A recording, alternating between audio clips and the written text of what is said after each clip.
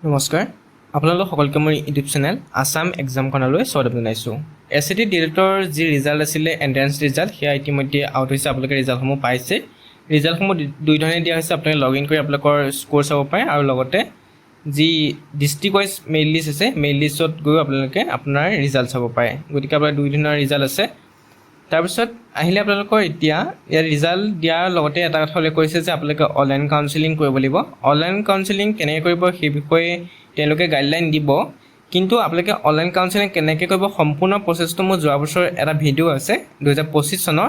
সেই ভিডিঅ'টো মই ডেছক্ৰিপশ্যনত দি দিম বা ৰিলেটেড কণ্টেণ্টত দি দিম। আপোনালোকে ক্লিক কৰি সেই ভিডিঅ'টো চাব পাৰে। এইটো সম্পূৰ্ণ প্ৰচেছ দেখুৱাইছে অনলাইন কাউন্সেলিং কেনেকৈ কৰিব। সেই ভিডিঅ'টো চালে আপোনালোকে গম পাই যাব যে অহাকালিৰ পৰা কেনেকৈ আপোনালোকে অনলাইন কাউন্সেলিং কৰিব লাগিব। সেই একে প্ৰচেছে এইবুলি হ'ব। আপোনালোকৰ 28 তাৰিখৰ পৰা 3 জুলাইলৈকে হ'ব।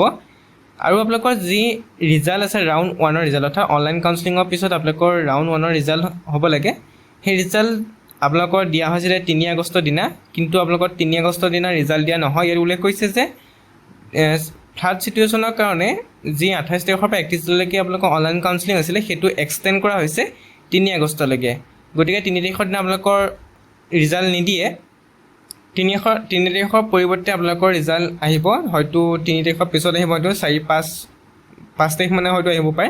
3 তাৰিখে নিদিলে 4-5 তাৰিখ মানে হয়তো বা 3 দিনমানৰ পাছত হয়তো আহিব। 3 তাৰিখলৈকে হ'লে 4-5-6 তাৰিখ মানে আপোনালোকৰ ৰিজাল্টটো আহিব ৰাউণ্ড 1ৰ ৰিজাল্ট। সেই ৰাউণ্ড 1ৰ ৰিজাল্টতে আপোনালোকে গম পাব কোনখন কলেজত বা কোনখন স্কুলত আপোনালোকে এডমিশ্যন পাইছে।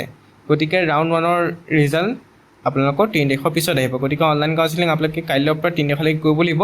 অনলাইন কাউন্সেলিঙৰ প্ৰচেছটো মই আপোনালোকক সেই ভিডিঅ'টোৰে দেখুৱাই দিছোঁ। গতিকে আপোনালোকৰ কাইলৈ যিটো অ'পেনিং হ'ব, হয়তো কাইলৈ কেতিয়া অনলাইন কাউন্সেলিঙৰ কাৰণে পৰ্টেল খোলে ঠিক নাই, যিহেতু আজিয়ে ছাৰ্ভাৰ ডাউন হৈছে।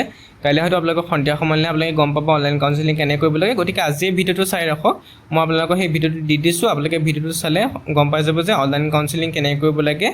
গতিকে অনলাইন কাউন্সেলিং কি হয় সেইটো কথা মই কৈ থওঁ যে আপোনালোকে যিবিলাক কলেজ আছে ডিষ্ট্ৰিক্টত, আপোনালোকৰ ডিষ্ট্ৰিক্টত যিবিলাক কলেজ আছে বা যিটো এক্সামত আপোনালোকে এক্সাম চেণ্টাৰ চিলেক্ট কৰিছিলে এক্সাম দিবৰ কাৰণে, তাত যিবিলাক কলেজ আছে সেই কলেজবিলাকৰ প্ৰিফাৰেঞ্চ দিব লাগে। ধৰি লওক গভট আছে, প্ৰাইভেট আছে, আপুনি প্ৰাইভেটখন আগতে দিব নে গভটখন আগত দিব। যদি গভটখন আগত দিব বিচাৰিছে গতিকে গভটখনৰ প্ৰিফাৰেঞ্চ 1, প্ৰাইভেটখনৰ প্ৰিফাৰেঞ্চ 2 তেনেকৈ দি আপোনালোকে লক কৰিব লাগিব। লক কৰাৰ পিছত আপোনালোকৰ অনলাইন কাউন্সেলিং হৈ যাব। এই কাউন্সেলিং সকলোৱে কৰিব লাগিব, কিন্তু এইটো মেণ্ডেটৰী হয়। সকলোৱে অনলাইন কাউন্সেলিং কৰিব লাগিব। এইটো সকলোৰে কাৰণে বাধ্যতামূলক। অনলাইন কাউন্সেলিং কৰিলেহে আপোনালোকে কিন্তু এডমিশ্যন পাব, নহ'লে কিন্তু এডমিশ্যন নাপায়। গতিকে আপোনালোকে সেই ভিডিঅ'টো চাই লওক, তেতিয়া আপোনালোকৰ সকলো ক্লিয়াৰ হৈ যাব।